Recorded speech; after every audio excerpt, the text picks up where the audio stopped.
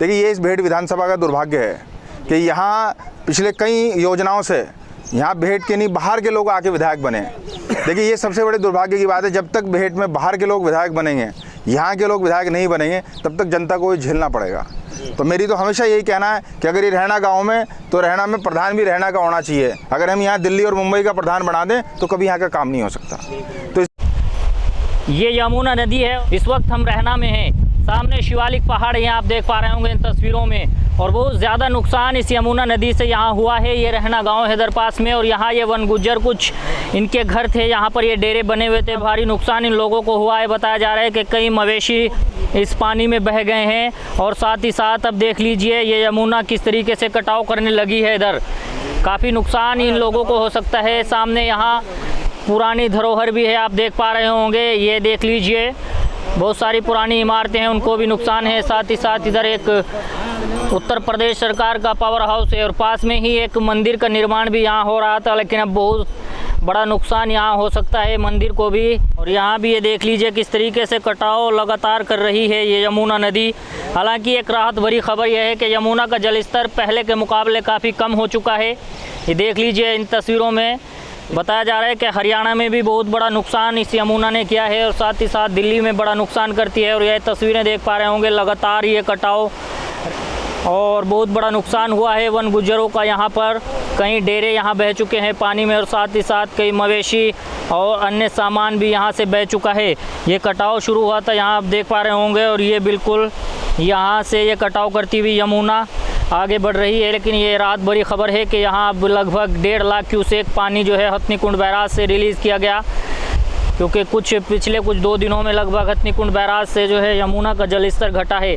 और यहाँ पर देख पा रहे होंगे कई नेता लगातार पहुँच रहे हैं। यहीं पे खारा पावर हाउस है, यानी कि उत्तर प्रदेश सरकार का एक बड़ा प्रोजेक्ट है खारा पावर हाउस, और बहुत सारे ग्रामीण यहाँ इस वक्त मौजूद हैं। ज़िला सहारनपुर का ये आखिरी गांव है रहना, और इधर सामने आप देख पा रहे होंगे ये हरियाणा है, हिमाचल प्रदेश और हरियाणा।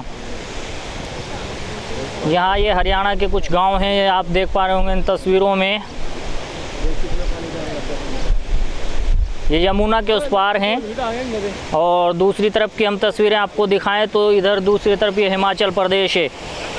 इस वक्त रोहित सिंह राणा यहाँ पहुँचे हैं, समाजवादी के वरिष्ठ नेता हैं, और उनसे बातचीत करते हैं। सबसे पहले आपका मैं धन्यवाद करना चाहूँगा कि आप यहाँ पहुँचे हैं लोगों के बीच में। सर, इनकी मदद हो पाएगी? जो नुकसान हुआ है, इनके कुछ घर भी बह गए हैं, और साथ ही साथ बताया जा रहा है बहुत सारे मवेशी भी इनके बहे हैं इस पानी में। देखिए सबसे पहले आपका बहुत बहुत आभार कि आपने मुझे यहाँ बोलने का मौका दिया, और मेरे कुछ जिम्मेदार साथियों ने मुझे ये जानकारी दी थी कि हमारी इस रहना वाली बेल्ट में जब नदी बहुत ऊपर चढ़ के आई तो 7-8 हमारे जो ये कच्चे डेरे थे ये नदी में बह गए। और मुझे ऐसा लगता है कि हम सबके लिए बहुत दुर्भाग्यपूर्ण है कि आज भी हमारे जो खासतौर में जो वन गुजर साथी हैं वो ऐसे नदी के किनारे इन्हें कच्चे घरों में रहना पड़ रहा है। तो मुझे ऐसा लगता है कि इससे बड़ी दुख की बात कोई हो नहीं सकती। लेकिन चलिए, जब ये कच्चे घरों में अगर रह ही रहे थे, तो अगर इस बरसात के मौसम में, क्योंकि मुझे ऐसा लगता है बहुत एक लंबे समय बाद इतनी बड़ी आपदा आई है, तो जब ये कच्चे घर इनके बह गए, ये अब हम सबकी जिम्मेदारी बनती है कि इनके ऊपर जब सर के ऊपर इनकी छत का साया नहीं है, तो किसी न किसी रूप में इनकी जो मदद हो सके वो करी जाए। तो जब मैं यहाँ आया तो मेरी अभी लेखपाल से बात हुई है, और हमारे जो तहसीलदार साहब हैं उनसे भी मेरी बात हुई है।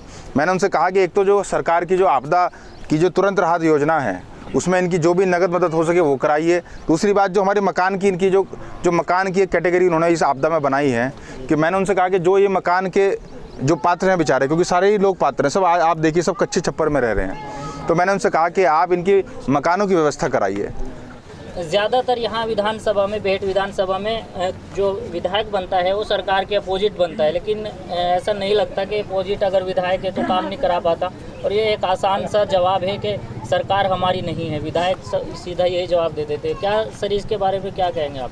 देखिए ऐसा है कि जो आपने सबसे पहले कही सरकार की बात, मुझे ऐसा लगता है कि देखिए विधायक जो आदमी एक सदन का सदस्य है, अगर वो ये इस बात का रोने लगे कि साहब मेरी सरकार नहीं इसलिए मैं काम नहीं करा सकता, तो मुझे ऐसा लगता है, मैंने पहले भी कहा है कि ऐसे लोगों को इस्तीफ़ा दे देना चाहिए, और इस्तीफ़ा देने के बाद ऐसे लोगों को सदन में जाने का मौका मिलना चाहिए जो जनता के लिए किसी सरकार का रोना ना रोएं।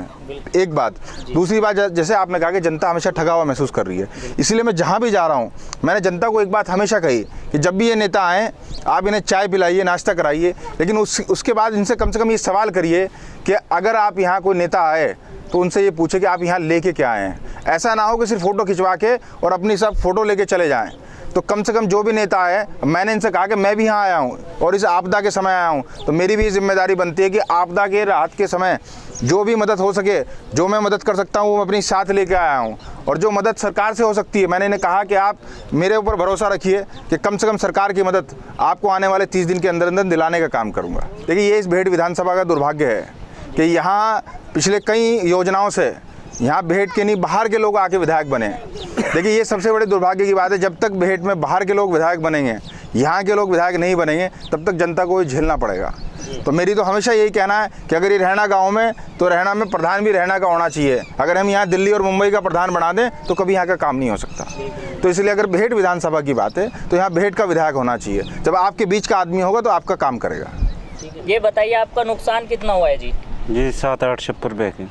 छप्पर बैग है जी। और इसके अलावा और पशु भी सामान था, बीच में सामान भी गया। अच्छा।